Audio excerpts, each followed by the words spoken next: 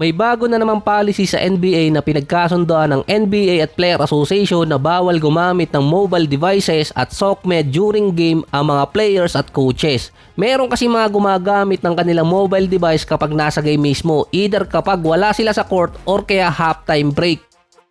So hindi lang player yung pinagbawalan, lahat ng involved sa team or kaya sa game pinagbabawalan na. So parang nabasa ko pang kasama din yung mga inactive player. Papayagan lang sila kapag merong medical emergency. Meron kasi mga player at kahit mga official ang gumagamit ng kanilang mobile device habang nasa game dahil sumasagot sila sa mga basher online.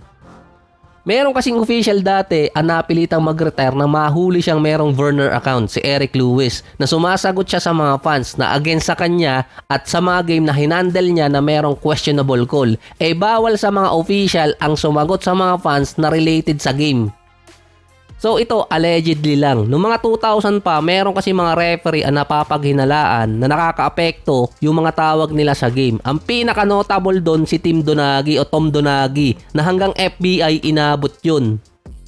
Na halos katulad ng player na bawal mo namang bigyan ng masamang comment yung isang official lalo na kung related yun sa game. Sa mga player naman, ang pinaka-notable doon si Kevin Durant. Ito yung gumagamit siya ng multiple accounts sa SOCMED para sagutin yung mga binabato sa kanya ng mga fans. Lalo na nung time niya sa Golden State na meron din siyang multiple burner account na may sumasagot sa mga fans kapag halftime.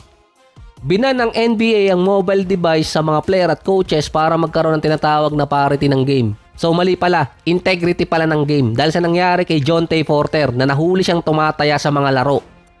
Na di umano yung gumagamit ng mobile device ng mga player ay nagbibigay ng tips sa labas ng game about sa tayaan. Base pa sa rule, kahit yung mga inactive player pinagbawalan din. Meron pa kasing ibang nahuli last year na isang manager at business partner ng isang player. Lahat ng mga pinaghinalaan ng mga nakarang taon pa tatamaan. So ito yan na habang nasa game or venue, bawal gumamit ng mobile device kapag nag-tip off hanggang 45 minutes after ng post-game interview. Sa ibang balita naman, si Jalen McDaniels, tinrade ng Sacramento papuntang San Antonio na expected bibitawan din ng Spurs. Nakadalawang trade na si McDaniels bago mag-umpisa yung season. Yung isa yung galing Hornets na hindi niya alam na trade na pala siya dati sa Sacramento.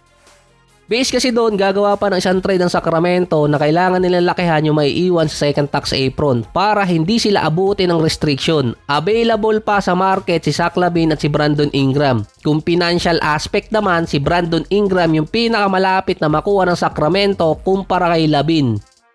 Kung si Brandon Ingram kasi ang kukunin ng Sacramento dahil expiring contract na siya, magkakaroon ng 1-year window ang Kings. Dahil si De'Aaron Fox, inoferan na siya ng kontrata. Ngayon, ayon sa report, eligible siya sa $345 million sa Supermax contract kapag nasama siya sa All-NBA team ngayong season. Tinanggihan na kasi ni De'Aaron Fox yung unang inoffer na $165 million sa loob ng 3 taon.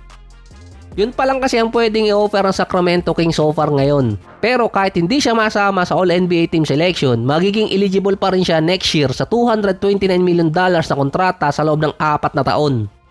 Yung pagbibigay kasi ng maagang contract extension para dayain ang kontrata nun. So hindi ko naman sinasabing dadayain talaga ng malaki dahil ang pagbabasihan pa rin nun yung salary cap ng 2025 at hindi salary cap ng 2026. Kaya nga mas pinili ni De'Aaron Fox na hindi tanggapin. Ay si Brandon Ingram, tinanggihan din niya yung kontratang inoffer dati ng Pelicans, ngayon ayaw siyang bigyan. Parang kay Sabonis dati, 2 beses siyang nasama sa All-NBA third team, 2023 at 2024. Dapat nasa $217 million sa loob ng 5 taon na makukuha niya. Sa technicality pa, dapat ang kontratang binigay kay Sabonis ay katulad ng kay Jaylen Brown, mahigit $300 million sa loob ng 5 taon. Pero binigyan lang siya ng $186 sa loob ng 4 na taon.